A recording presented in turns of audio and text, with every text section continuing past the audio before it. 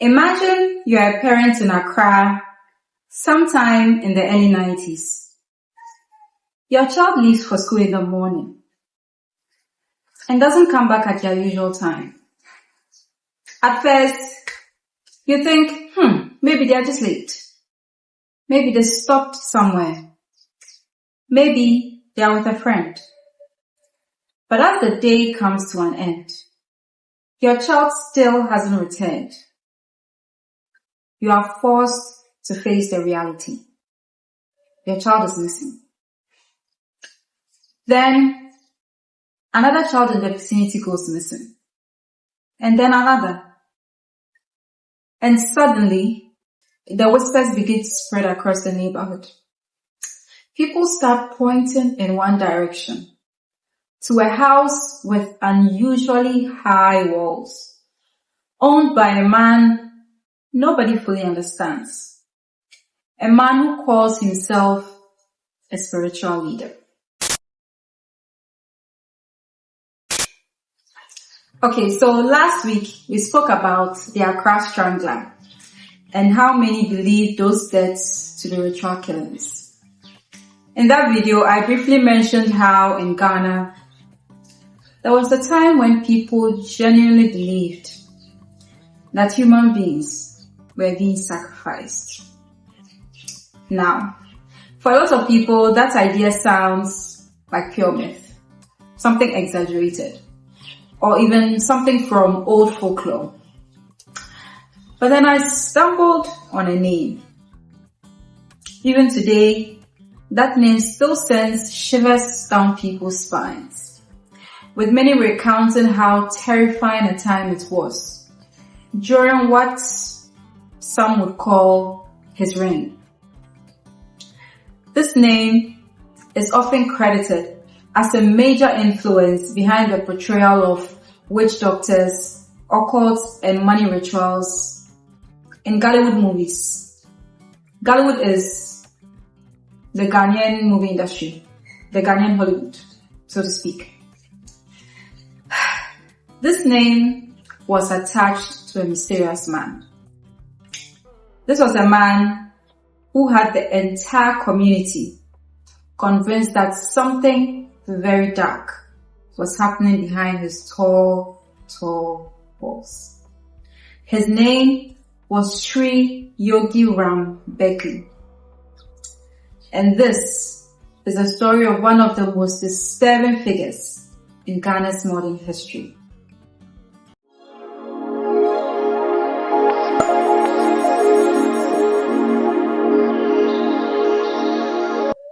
Sri Yogi Ram Beckley wasn't the first ritualist, nor was he the first witch doctor in Ghana. However, he didn't present himself like a typical spiritualist in the country.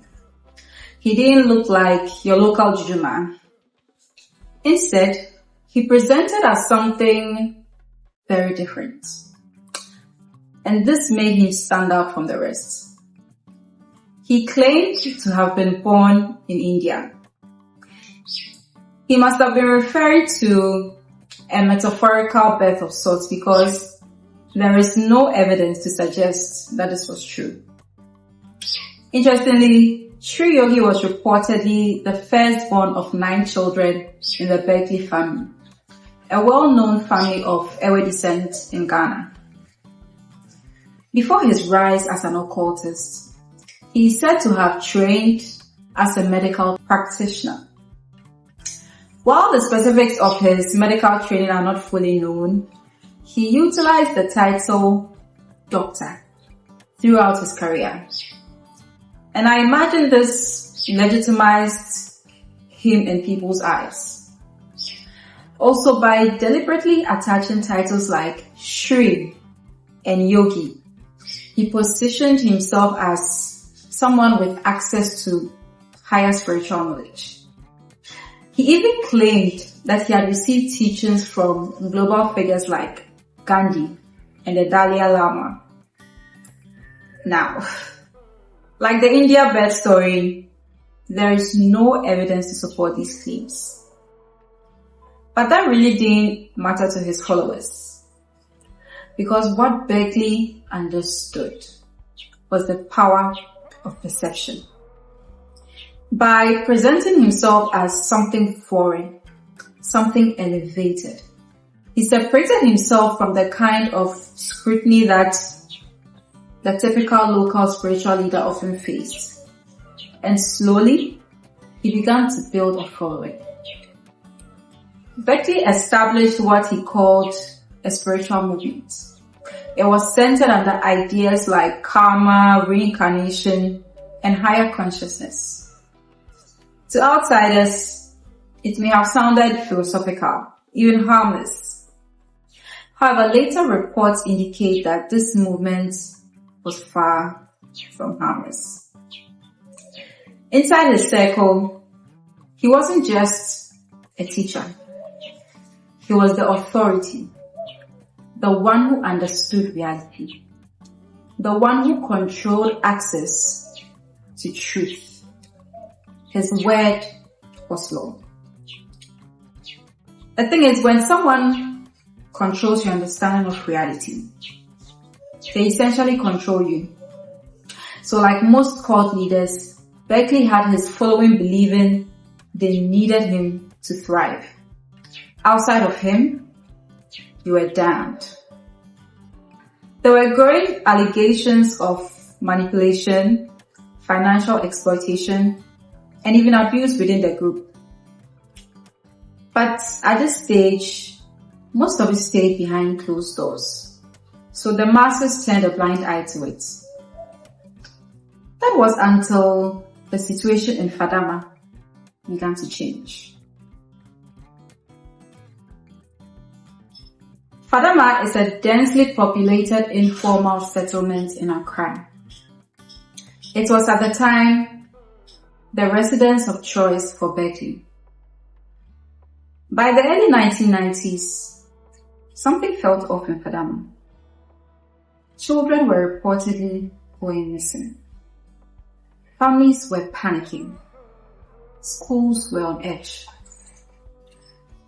As the fear spread, people started connecting the dots. Rumors began to circulate that Beckley and his associates were somehow involved. Some claimed his followers lured victims using deception, posing as traders or familiar faces. Now, it's important to say this as clearly as possible. These were claims, speculations, and suspicions from the community, many of which were never formally proven. But at the time, the fear was so real, it was palpable. And it kept growing. In February of 1994, things reached their breaking point.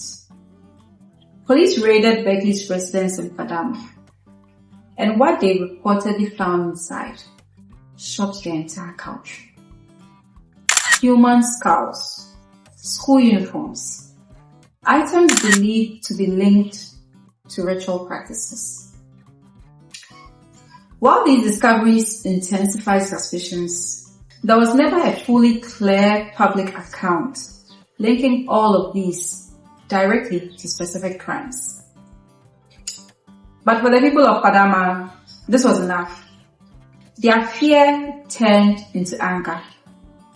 Not long after the raid, residents took matters into their own hands. An angry mob stormed the property and burned it to the ground. It wasn't just about destroying the building. To them, this was about permanently removing something evil from their community. It also revealed a deeper issue, a lack of trust in the system. Because the people believed the law could not protect them, they created their own form of justice. Despite everything that had happened, Beckley was later granted bail, and this decision shocked many Kenyans. How could someone at the center of such serious allegations walk free?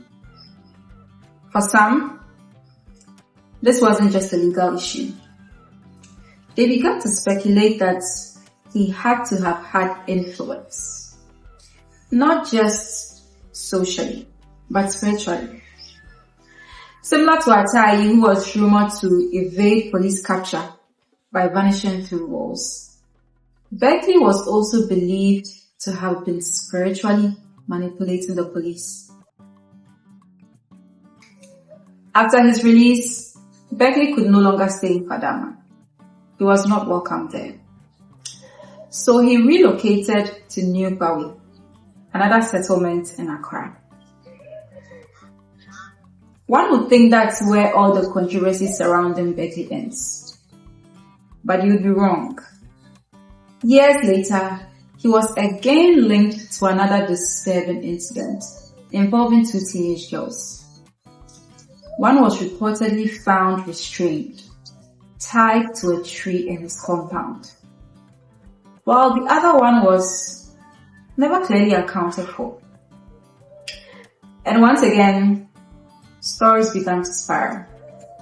Some claimed there were hidden rooms in his Bawi residence. Others believed something supernatural was involved. And just like before, much of these remain unclear, disputed, or unverified. Over time, Sri Yogi Ram Beckley stopped being just a man. He became something else. A warning. Parents used his story to caution their children. His name became associated with ritual killings, kidnappings, magical disappearances, and the idea that evil could hide behind respectability. Even the spaces he once occupied didn't remain the same. There are accounts that whilst his Fadama apartment was burned to nothing, his Bawi home was later turned into a place of Christian worship, a symbolic attempt to cleanse what people believed had been a dark presence. Despite all the suspicions surrounding Beckley, he was never convicted of any crimes. There simply wasn't enough evidence, not even to go to trial. Unlike the Ghost of Ring Road and the Accra Strangler, Beckley confessed to nothing. And without substantial evidence, he lived the rest of his life as a free man. Now, the mysteries don't end there. No one knows how and exactly when Beckley passed away.